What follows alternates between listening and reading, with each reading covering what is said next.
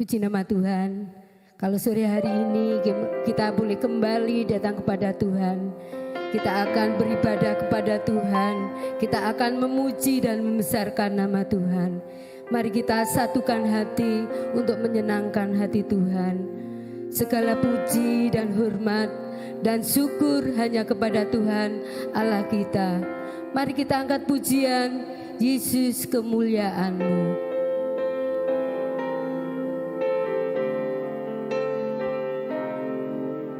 Haleluya Yesus.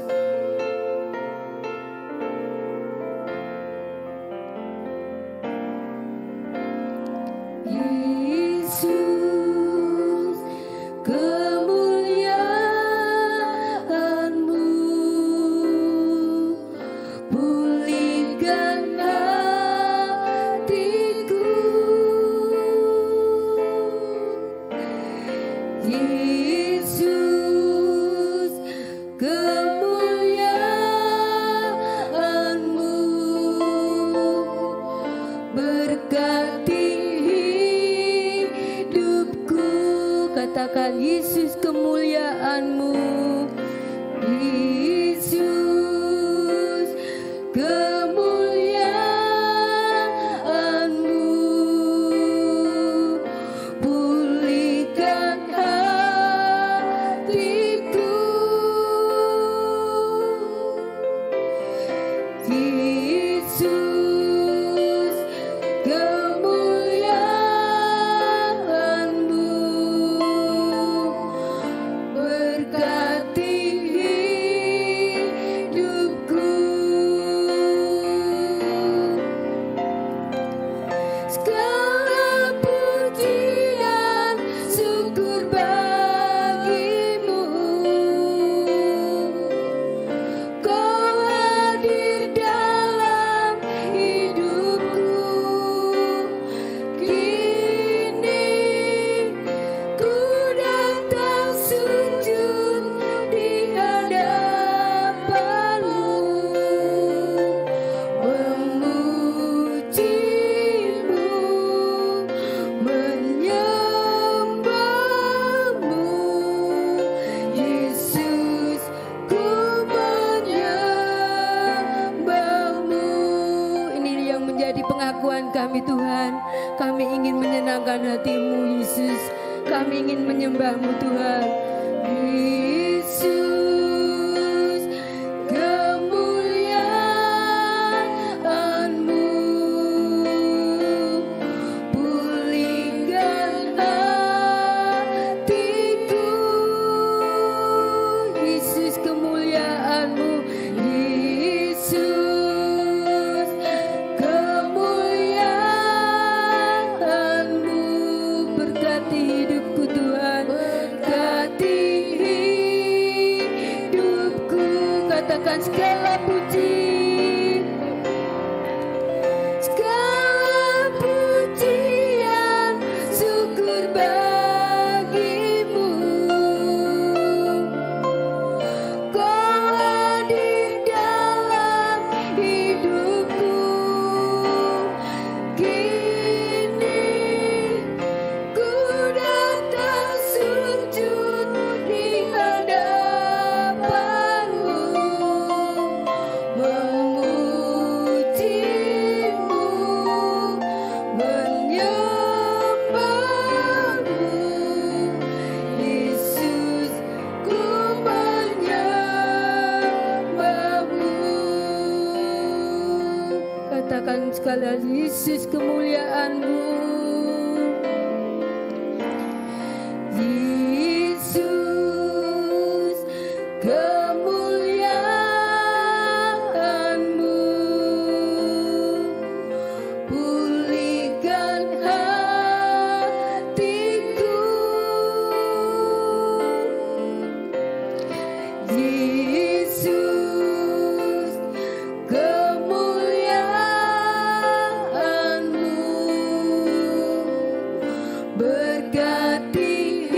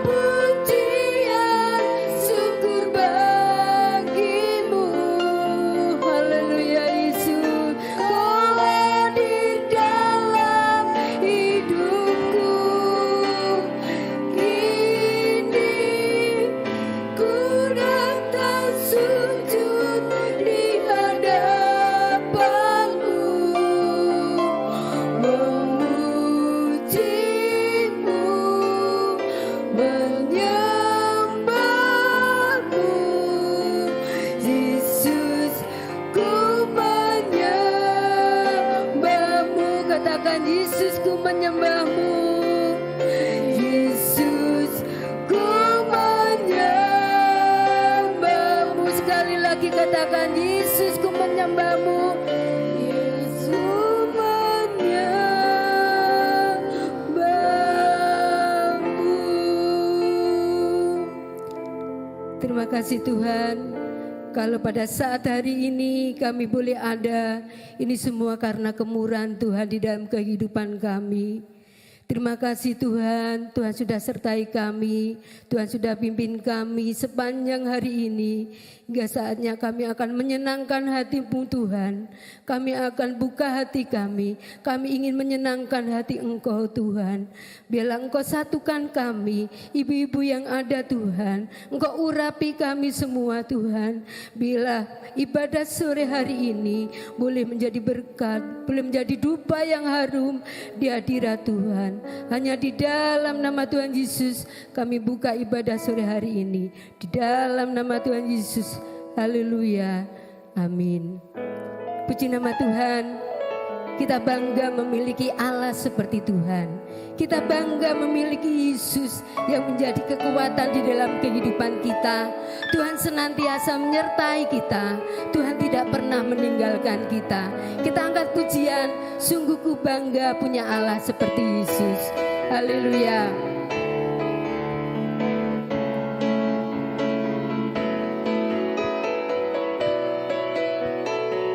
Haleluya. Sungguh ku bangga Bapa punya Allah seperti Engkau.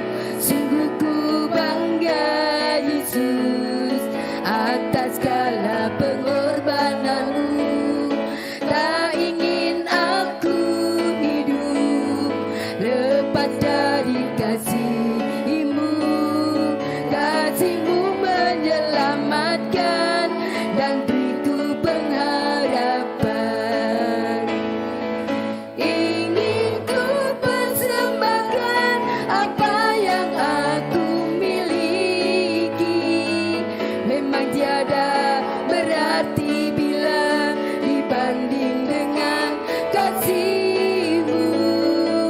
Namun ku ingin memberi dengan sukacita di hati, karena ku tahu ini menyenangkan hati-Mu. Haleluya. Ku sungguh ku bangga Bapa punya Allah seperti Engkau. Sungguh ku bangga Yesus atas segala pengorbanan-Mu. Tak ingin aku hidup lepas dari kasih-Mu. Kasih-Mu menyelamatkan dan beriku pengharapan. Haleluya. Kini ku persembahkan apa yang aku miliki. Memang tiada berarti bila dibanding dengan kasih-Mu.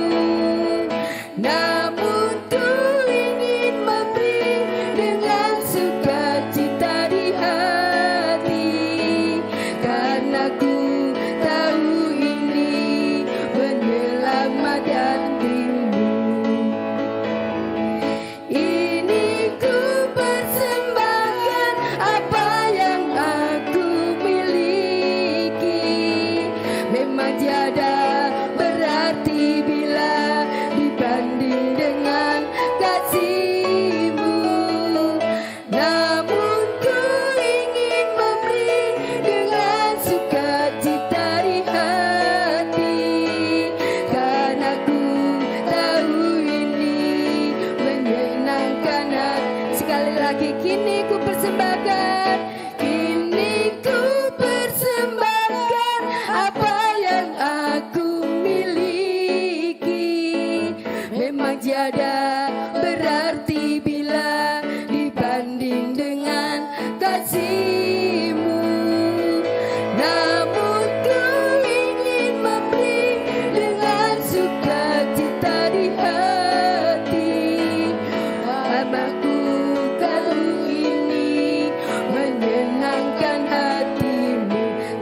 ku tahu, karena ku tahu ini menyenangkan hatimu. Sekali lagi, karena ku tahu ini menyenangkan hatimu.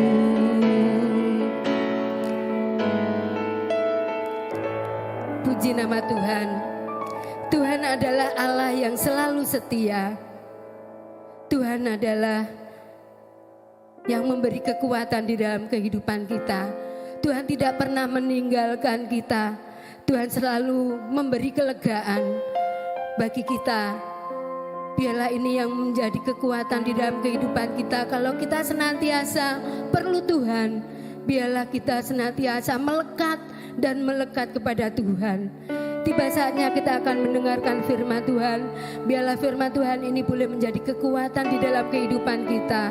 Hanya Tuhan Kaulah Allah yang setia, Allah yang menjadikan kami untuk kami tetap terus dan terus mengiring Engkau sampai kami ada ini semua juga karena Tuhan. Biarlah ini boleh menjadi kekuatan di dalam kehidupan kita, boleh menjadi pengakuan kita di dalam kehidupan kita. Kita angkat pujian, Kau Allahku yang setia.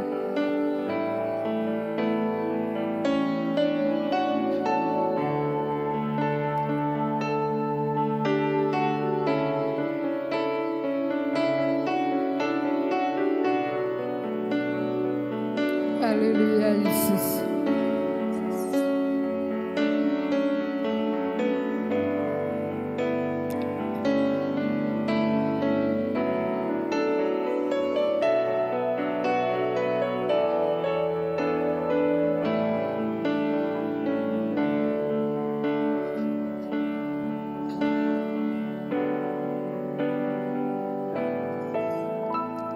Sekalipun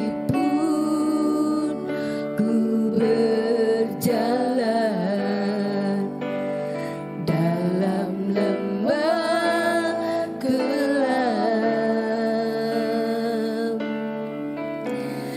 namun tangan-Mu selalu menopang hidupku. Saat ku dalam ketakutan, Kau hadir di sisiku. Kau berkata, jangan takut, Kau beriku kemenangan. Kaulah Tuhan yang berjanji, tak sekalipun Kau ingkari kesetiaan-Ku. Sungguh terbukti di sepanjang hidupku, untuk selamanya ku kan setia melayani, mengasihimu. Tiada Tuhan seperti-Mu. Kau Allahku yang setia. Pujikan ini sekali lagi. Biarlah ini boleh, pujian ini menjadi pengakuan kita kalau Tuhan itu setia dan selalu setia buat kita. Haleluya. Sekalipun ku berjalan dalam lembah gelap, namun tangan-Mu selalu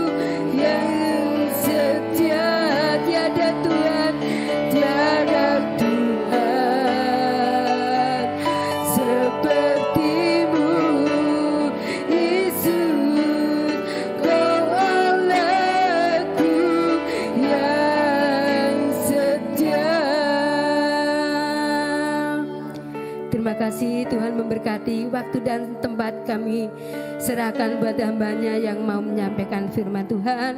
Tuhan memberkati. Amin.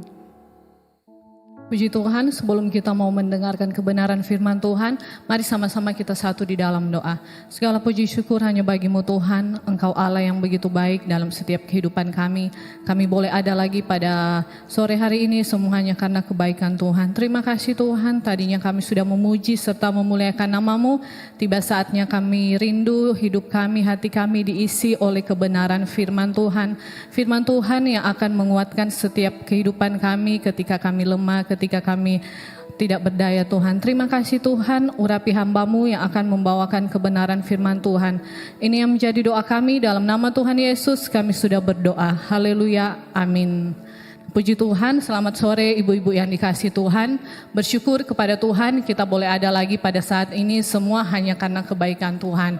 Puji Tuhan, saat ini kita akan sama-sama belajar kebenaran firman Tuhan yang saya berikan judul yaitu Kehadiran Yesus Membawa Mujizat. Sekali lagi judulnya yaitu Kehadiran Yesus Membawa Mujizat. Kita akan buka Alkitab kita yang terdapat di dalam Yohanes pasalnya yang kedua, ayatnya yang pertama sampai dengan yang ke-11. Sekali lagi, Yohanes pasalnya yang kedua, ayatnya yang pertama sampai dengan ayatnya yang ke-11. Saya akan bacakan untuk kita semua dan ibu-ibu yang ada di rumah bisa menyimaknya di Alkitab masing-masing. Nah, dalam hitungan yang ketiga saya akan bacakan untuk kita semua. 1, 2, 3. Perkawinan di Kana.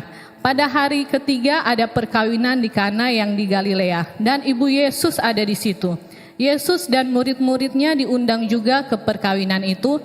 Ketika mereka kekurangan anggur, ibu Yesus berkata kepadanya, "Mereka kehabisan anggur." Kata Yesus kepadanya, "Mau apakah engkau, ibu, daripadaku? Saatku belum tiba." Tetapi ibu Yesus berkata kepada pelayan-pelayan, "Apa yang dikatakan kepadamu, buatlah itu." Di situ ada 6 tempayan yang disediakan untuk pembasuhan menurut adat orang Yahudi, masing-masing isinya 2-3 buyung. Yesus berkata kepada pelayan-pelayan itu, "Isilah tempayan-tempayan itu penuh dengan air," dan mereka pun mengisinya sampai penuh. Lalu kata Yesus kepada mereka, "Sekarang cedoklah dan bawalah kepada pemimpin pesta." Lalu mereka membawanya. Setelah pemimpin pesta itu mengecap air yang telah menjadi anggur itu, dan ia tidak tahu dari mana datangnya, tetapi pelayan-pelayan yang mencedok air itu mengetahuinya. Ia memanggil mempelai laki-laki dan berkata kepadanya, "Setiap orang yang menghidangkan anggur yang baik dahulu, dan sesudah orang puas minum, barulah yang kurang baik. Akan tetapi engkau menyimpan anggur yang baik sampai sekarang." Hal itu dibuat Yesus di Kana yang di Galilea sebagai yang pertama dari tandanya, dan itulah yang ia menyatakan kemuliaannya kepada murid-muridnya yang percaya kepadanya. Puji Tuhan. Nah, ibu-ibu yang dikasihi Tuhan, Kana ini adalah sebuah desa yang berada di Galilea. Dan ini adalah sebuah desa kecil yang berada di kota Galilea pada waktu itu. Dan di desa Kana inilah Tuhan Yesus membuat mujizatnya yang pertama, yaitu mengubah air menjadi anggur. Dalam hal ini ketika Yesus berserta dengan murid-muridnya, mereka mendapat undangan untuk menghadiri sebuah pesta pernikahan yang diadakan di desa Kana pada waktu itu. Dan dalam kesibukan pelayanan Tuhan Yesus pada waktu itu, nah Yesus menyempatkan diri bahkan menyediakan waktu untuk menghadiri pesta tersebut. Nah, pada saat perayaan ketika pesta sedang berlangsung, dan pada saat itu juga Yesus sudah berada di sana. Nah, di Kana ini terjadi sesuatu masalah yang besar, yaitu mereka kehabisan anggur pada saat perayaan. Nah, kalau pada zaman dahulu ketika kehabisan anggur pada saat perayaan itu merupakan suatu masalah yang besar, bukan suatu yang masalah yang kecil. Kenapa bisa dikatakan sebagai suatu masalah yang besar? Karena ketika kehabisan anggur pada zaman dahulu itu merupakan hal-hal yang sangat memalukan. Nah, di sini tuan rumah pesta tersebut itu tidak mengetahui bahwa mereka akan kehabisan anggur. Tapi ketika kita baca, kalau kita baca dalam ayat 2 sampai dengan yang ke-11 itu, mereka dapat menyelesaikan masalah tersebut. Nah, di sini yang akan sama-sama kita belajar bagaimana cara mereka menyelesaikan masalah tersebut. Nah, yang pertama, yaitu mereka mengundang Yesus. Kita lihat ayatnya yang pasalnya yang kedua, ayatnya yang kedua, Yesus dan murid-muridnya diundang juga ke perkawinan itu. Pada saat tuan rumah mengundang Yesus, mereka pastinya tidak akan tahu bahwa mereka akan kehabisan anggur. Nah, di sini tuan rumah yang mengadakan pesta itu mengundang orang yang tepat. Mereka mengundang Tuhan Yesus hadir pada pesta perayaan tersebut. Nah, bagaimana dalam setiap kehidupan kita, ibu-ibu yang dikasihi Tuhan? Sudahkah kita mengundang Yesus untuk masuk dalam hati kita? Sudahkah kita mengundang Yesus untuk berada dalam setiap kehidupan kita? Atau sudahkah kita melibatkan setiap hal yang kita lakukan di dunia ini untuk melibatkan Tuhan Yesus, bahkan memprioritaskan Tuhan Yesus sebagai yang utama dalam setiap kehidupan kita? Kita harus ingat bahwa tanpa Yesus kita tidak bisa berbuat apa-apa. Karena itu dalam setiap kehidupan kita membutuhkan Tuhan Yesus untuk hadir. Kita harus mengundang Yesus untuk hadir dalam setiap kehidupan kita. Coba pada saat perayaan waktu itu, ketika mereka tidak mengundang Yesus untuk hadir pada saat itu, pasti mereka tidak akan tahu bagaimana mereka dapat menyelesaikan masalah tersebut. Nah, untuk itu dalam setiap kehidupan kita harus selalu melibatkan Tuhan dalam segala hal. Baik ketika dalam keadaan kita senang ataupun dalam keadaan kita susah. Jangan kita hanya melibatkan Tuhan Yesus ketika kita dalam keadaan yang begitu banyak masalah. Dalam setiap keadaan kita, baik pun keadaan kita senang, kita harus tetap melibatkan Tuhan. Dan jangan pernah melupakan Tuhan dalam apapun yang akan kita lakukan. Kita harus tetap memprioritaskan Tuhan, bahkan menomorsatukan Tuhan dalam setiap kehidupan kita. Yang kedua, bagaimana cara mereka menyelesaikan masalah tersebut, yaitu yang kedua, mereka menyerahkan setiap masalah itu hanya kepada Yesus. Ayatnya yang ketiga dalam pasalnya yang kedua, kita akan membaca, ketika mereka kekurangan anggur, Ibu Yesus berkata kepadanya, mereka kehabisan anggur. Puji Tuhan. Nah, pada saat mereka kehabisan anggur, di sini Maria Ibu Yesus, karena pada saat itu juga Maria Ibu Yesus sedang berada di pesta tersebut. Maria dengan inisiatifnya langsung menyampaikan masalah yang mereka alami, langsung memberitahukan masalah yang mereka alami itu hanya kepada Yesus. Nah, padahal di situ juga ada begitu banyak orang, tapi Maria memilih untuk menyampaikannya masalah tersebut hanya kepada Yesus. Nah, di sini Maria melakukan hal yang benar, yaitu menyerahkan setiap masalah hanya kepada Yesus.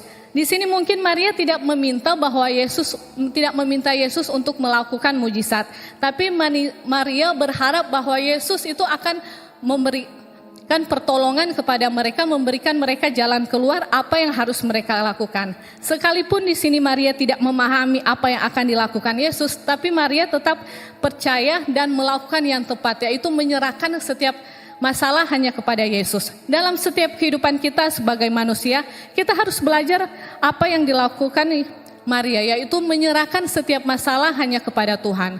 Mungkin saat ini kita tidak akan mengerti apa masalah yang kita alami. Tapi ketika kita menyerahkan setiap masalah kepada Tuhan, kita percaya kepada Tuhan bahwa Tuhan pasti akan menolong setiap kehidupan kita. Nah, karena janji Tuhan itu ya dan amin. Ya, kalau Tuhan sudah berjanji pasti Dia akan menepati. Mungkin juga saat ini kita tidak mengerti mengapa kita mengalami semua ini. Ada begitu banyak orang di luar sana bertanya kenapa mereka harus mengalami masalah yang begitu sulit dalam setiap kehidupan mereka. Masalah yang tidak pernah mereka mengerti. Tapi segala sesuatu yang kita harus ingat, segala sesuatu yang Tuhan izinkan untuk mereka alami, pasti Tuhan akan menolong setiap kehidupan mereka. Nah, dalam Roma pasalnya yang ke-8, ayatnya yang ke-28, sekali lagi Roma pasal 8 ayatnya yang ke-28, kita tahu sekarang bahwa Allah turut bekerja dalam segala sesuatu untuk mendatangkan kebaikan bagi mereka yang mengasihi Dia, yaitu bagi mereka yang terpanggil sesuai dengan rencananya. Puji Tuhan. Nah, ayat ini sudah sangat jelas mengatakan bahwa Allah turut bekerja dalam segala hal. Dalam segala hal berarti Allah itu turut bekerja dalam setiap kehidupan kita untuk mendatangkan kebaikan. Jadi kalau saat ini kita mengalami suatu tekanan, kita mengalami suatu masalah hidup yang sampai saat ini belum ada jalan keluar, belum ada jawaban dari Tuhan, kita harus tetap berharap kepada Tuhan. Kita harus tetap percaya kepada Tuhan karena Allah turut bekerja dalam segala hal untuk mendatangkan kebaikan bagi setiap kehidupan kita. Dalam Mazmur pasalnya yang ke-55 ayatnya yang ke-23 mengatakan bahwa serahkanlah khawatirmu kepada Tuhan, maka Ia akan memelihara engkau. Tidak untuk selama-lamanya dibiarkan orang benar itu goyah. Amin, puji Tuhan. Nah, dalam setiap kehidupan kita, biarlah hidup kita ini selalu ketika kita khawatir, ketika kita merasa khawatir akan masalah yang kita alami, kita harus serahkan kepada Tuhan. Kita serahkan kepada orang yang tepat. Banyak orang di luar sana ketika mereka memiliki masalah, mereka tidak lagi menyerahkan masalah tersebut kepada Tuhan. Tetapi hal yang banyak saya baca di media sosial, hal-hal yang pertama mereka lakukan yaitu update status, membuat status, menulis status di media sosial yang sama sekali tidak menjadi berkat. Untuk itu ketika kita ada masalah, yang paling pertama kita lakukan yaitu serahkan kepada Tuhan. Karena hanya Dia yang dapat menyelesaikan setiap masalah hidup kita. Nah, yang terakhir, yang ketiga yaitu bagaimana cara mereka dapat menyelesaikan masalah tersebut, yaitu taat kepada Yesus. Kita lihat dalam Yohanes pasal 2 ayat 7-9, saya akan bacakannya.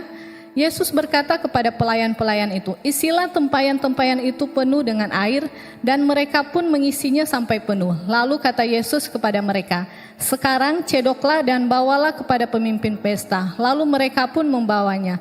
Setelah pemimpin pesta itu mengecap air yang telah menjadi anggur itu, dan ia tidak tahu dari mana datangnya, tetapi pelayan-pelayan yang mencedok air itu mengetahuinya. Ia memanggil mempelai laki-laki. Puji Tuhan. Nah, pada saat Yesus mengetahui bahwa mereka kehabisan anggur, Yesus menyuruh para pelayan untuk mengisi setiap tempayan dengan air.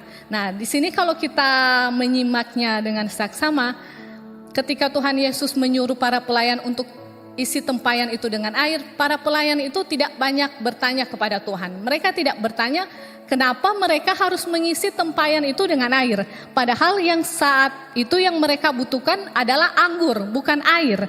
Nah, di situ mereka tidak hanya melakukan apa yang diperintahkan Tuhan kepada mereka. Mereka hanya taat kepada Tuhan. Dan saat mereka taat, saat itulah Yesus melakukan mujizatnya, yaitu mengubah air menjadi anggur. Nah, ketika kita sebagai orang-orang percaya taat kepada Tuhan, taat apa yang dikatakan firman Tuhan dalam setiap kehidupan kita, hidup kita itu pasti akan menerima mujizat dari Tuhan. Nah, karena hanya orang-orang yang taat yang akan menerima mujizat. Coba pada saat itu para pelayan itu tidak mengikuti apa yang dikatakan Yesus, pasti mereka itu tidak akan mengalami mujizat, tidak akan menyaksikan kemuliaan Tuhan, yaitu Yesus mengubah air menjadi anggur pada saat itu. Nah, karena mereka taat, karena mereka tidak banyak bicara, tidak banyak bertanya kepada Tuhan, mereka hanya melakukan apa yang Tuhan Yesus katakan. Orang yang taat itu pasti akan melakukan apa yang difirmankan Tuhan tanpa banyak bertanya, tanpa banyak mengeluh kepada Tuhan. Orang kalau mau taat itu dia akan tetap taat meskipun dia tidak mengerti apa yang akan Tuhan Yesus lakukan. Demikian pun dalam kehidupan kita. Sebagai orang-orang percaya, biarlah hidup kita ini terus taat kepada Tuhan, taat kepada apa yang difirmankan Tuhan dalam setiap kehidupan kita. Nah, puji Tuhan, betapa pentingnya kehadiran Yesus dalam setiap kehidupan kita. Karena untuk itulah tanpa Yesus kita tidak bisa berbuat apa-apa. Yesuslah yang harus menjadi setiap prioritas kita dalam setiap kehidupan kita. Untuk itu dalam setiap kehidupan kita selalu libatkan Tuhan dalam setiap kehidupan kita dalam segala hal. Nah, puji Tuhan, firman Tuhan cukup sampai di sini. Nah, mari sama-sama kita satu dalam doa. Terima kasih Tuhan buat firman-Mu yang sudah kami dengar, firman-Mu yang mengajarkan kami untuk selalu menghadirkan Engkau di dalam setiap hati kami, dalam setiap kehidupan kami. Memberkati setiap kami Tuhan, baik yang ibu-ibu yang ada di rumah, yang mengikuti ibadah ini secara online Tuhan. Terima kasih Tuhan Yesus. Seluruh kehidupan kami hanya mau serahkan ke dalam tangan Tuhan. Ini yang menjadi doa kami, dalam nama Tuhan Yesus kami sudah berdoa. Haleluya, amin.